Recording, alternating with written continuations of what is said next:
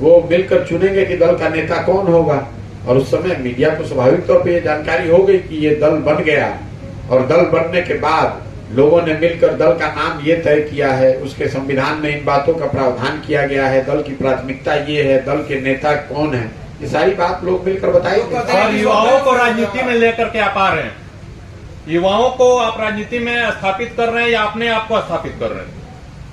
हम किसी को स्थापित नहीं कर रहे हैं। जो लोग भी स्थापित होने का मादा, काबिलियत, जज्बा रखते हैं, हमारी भूमिका उनकी मदद करने की है। आगे राजनीति में आपका भविष्य हमारी भूमिका उस कुम्हार की है जो घड़ा मिट्टी और चाक से बनाता है। घड़ा तो मिट्टी और चाक से ही बनेगा, आप युवा है चाहे वृद्ध हैं। हमारी भूमिका ये है कि अगर मिट्टी सही है, चाक ठीक है, तो मैं हाथ से थोड़ा सा सहारा दूं ताकि उस मिट्टी और चाक से घड़ा बन जाए। मतलब इसका अर्थ यही निकाल लें कि जिस तरह आप पहले सरकार को सरकार बनाने में मदद कर रहे थे, इसी तरह नए युवकों को लाकर राजनीति में आप सरकार बनाने में मदद करेंगे। मैं बिहार में नई व्यवस्था बनाने आया हूँ। सरकार बनाने, सरकार में जाना अगर होता तो कौन हमें रोक रहा है सरकार में आज शामिल होने से? कोई एक छोटा सा क्वेश्चन सर, एक छोटा सा क्वेश्चन सर, जिम्मेवारी और दायित्व, ये एक बहुत बड़ा मुद्दा है इस देश में कि युवाओं को या हर व्यक्ति को और राजनेताओं की एक जिम्मेवारी और दायित्व निर्धारण होना चाहिए। अगर जन स्वराज पार्टी के युवा राजनीति में आते हैं, सदन में जाते हैं, तो क्या ये जिम्मेवारी और दायित्व निर्धारण होगा? मेरे भाई, पहली बात तो दल बनने दीजिए, और दायित्व का जो निर्वहन की बात है, इसकी जवाबदेही सीधी जनता पर है।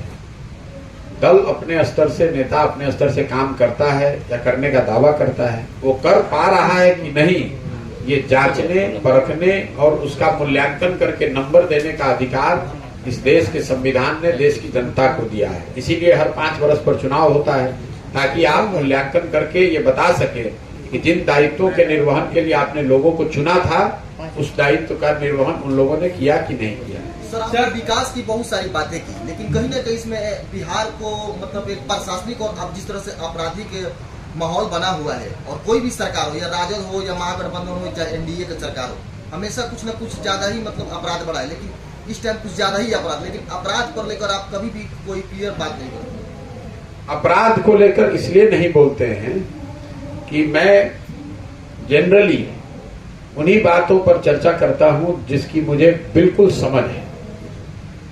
मेरा वो स्वभाव नहीं है कि मैं उन बातों की चर्चा करूं जो मैं फर्स्ट हैंड देख नहीं रहा हूं। मैं जब रोड पे चल रहा हूं तो मुझे अपराध सामने अगर दिखेगा तो उस पर बोलूंगा।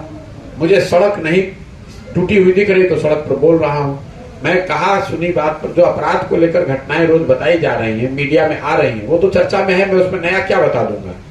नया आपको ये बता रहा हूं कि भाई 5 किलो अनाज के बजाय 4 किलो मिल रहा है, और वो 4 किलो इसलिए मिल रहा है कि उसमें 40 रुपए प्रति क्विंटल पैसा काटा जा रहा है। उसको रिकॉर्ड पर कह रहा हूं।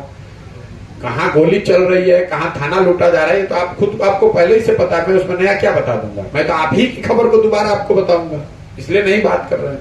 और अपराध की स्थिति, लॉ एंड ऑर्डर की स्थिति बिहार में खराब रही है, ये तो कोई बात छुपी हुई है नहीं सबको। एक बात बता दीजिए, लोग जिस तरह से आपने देखा होगा मैंने स्वास्थ्य व्यवस्था पर कुछ नहीं बोला। क्यों नहीं बोला? इसलिए नहीं बोला कि कोई व्यवस्था हो तो बताएं कि वो अच्छी है या खराब है। जिन गांवों से, जिन पंचायतों से मैं पैदल चल के जा रहा हूं, वहां सब सेंटर या पीएचसी जो होना चाहिए, प्राथमिक हेल्थ सेंटर या सब सेंटर, रेफरल हॉस्पिटल कोई है ही नहीं। तो मैं क्या बोलूं? जिले और अनुमंडल अस्पताल में मैं गया नहीं हूं, तो मैं उस पर टिप्पणी करना नहीं चाहता हूं। जो मैंने अपनी आंख से देखा वो आपको पदयात्रा में और सामान्य राजनीतिक टिप्पणी में ये फर्क है। पदयात्रा में मैं आपको वो बता रहा हूं, और मुझे लगता है कि आप ये पूछने आए हैं कि मैं जब चल रहा हूं तो मैं क्या देख रहा हूं। अब मैं अस्पताल देख ही नहीं रहा हूं, कोई व्यवस्था है ही नहीं, तो उसको क्या बोलूं कि अच्छा है कि खराब है? चलिए सर, पंचायती स्तर पर हर गांव में आप जा रहे हैं और गांव का भ्रमण कर रहे हैं। इस जर्गे में आपने जो कुछ भी देखा उसको सुधारने के लिए आप और आपके तमाम साथी क्या प्रयास कर रहे हैं? किस तरह की योजनाएं बना रहे हैं? भाई ये जो बना रहे हैं आपके सामने बता रहे हैं। अगर दिन में 15 घंटे 16 घंटे गांव की स्थिति को समझकर वहां का रास्ता निकालना ये प्रयास नहीं है और खाली बैठकर बड़े बड़े भाषण देना प्रयास है। तो आप पर छोड़ रहा हूँ, आपके दर्शकों पर छोड़ रहा हूँ कि कौन सा प्रयास को लोग सर सही एक बात मानते हैं। बता दीजिए, आप हमेशा नेताओं के साथ मिलकर सरकार बनाने या उसमें अपने हिस्सा योगदान देते रहे, लोग आप पे कैसे भरोसा करेंगे कि आप दल बनाने के लिए आए हैं कि किसी राजनीतिक पार्टी से डील करके आए हैं? आप हमारी बात सुन ही नहीं रहे, आप ही के सामने नहीं। मैं हर गांव में रोज ये कहता हूं कि आपको हम पर भरोसा करना ही क्यों है भैया? हम आपके नेता तो है नहीं, आपसे वोट मांग नहीं रहे हैं, पैसा आपसे ले नहीं रहे हैं, अपना नाम का झंडा लेकर घूमने के लिए कह नहीं रहे, तो भरोसा करके क्या करना है आपको? हम कहाँ आपको कह रहे हैं कि भरोसा आप हम पर कीजिए। हम आपको ये कह रहे हैं कि आप खुद पर भरोसा कीजिए कि अगर आपको अपनी समस्या सुधारनी है तो आपको खड़ा होना पड़ेगा, अपने लिए प्रयास करना पड़ेगा। इसमें हम पर भरोसा करने के लिए हम पर भरोसा करने की बात तब होती ना जब हम कहते कि हम पर भरोसा कीजिए, हमको वोट दीजिए, हम आएंगे तो सुधार देंगे।